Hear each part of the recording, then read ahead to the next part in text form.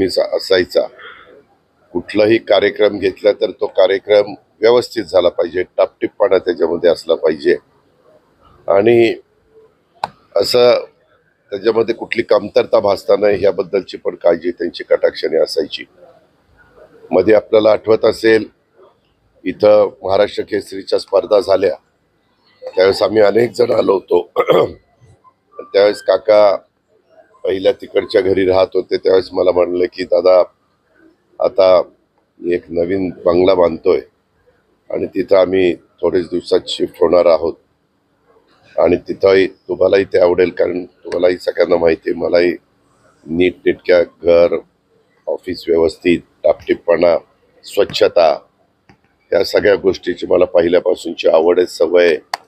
आणि अनेक राजकीय लोक ते बोलून दाखवतात. तशाच पद्धतीनं आमच्या अरुण काकांना पण सवय होती. त्याच्यामुळं आमचे चांगले सूर जुळायचे, म्हणजे काही विचार जुळायचे आणि त्या पद्धतीनं आम्ही आजपर्यंत काम करत होतो. परंतु काळाच्या नियतीच्या पुढं आपलं काही चालत नाही.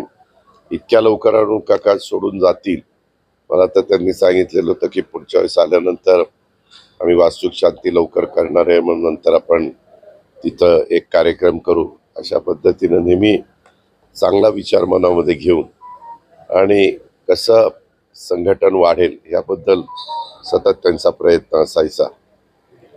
ते आज अरुण काका आपल्यात राहिलेले नाही आहेत.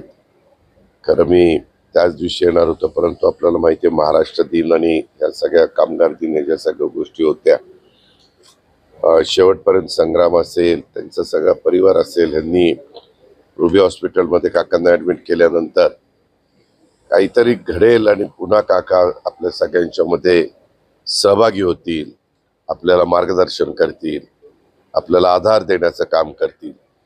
अशा पद्धतीनं सगळ्या अहिल्यानगरच्याही जनतेला वाटत होतं, आम्हालाही वाटत होतं, परिवारातल्या सगळ्या नातेगोत्यातल्या लोकांनाही वाटत होतं.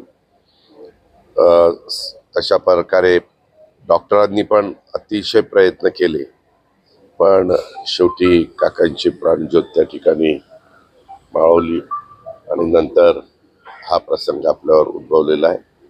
मी व्यक्तिशः माझ्या वतीनं, महाराष्ट्रातल्या तमाम जनतेच्या वतीनं आणि राष्ट्रवादी काँग्रेस पक्षाच्या वतीनं देखील अरुण काकांना भावपूर्ण श्रद्धांजली अर्पण करतो. परमेश्वरांनी प्रार्थना करतो की हे दुःख सहन करण्याची त्यांच्या परिवाराला, त्यांच्या सगळ्या कुटुंबियांना याच्यातनं दुःख सावरण्याची शक्ती मिळो, अशा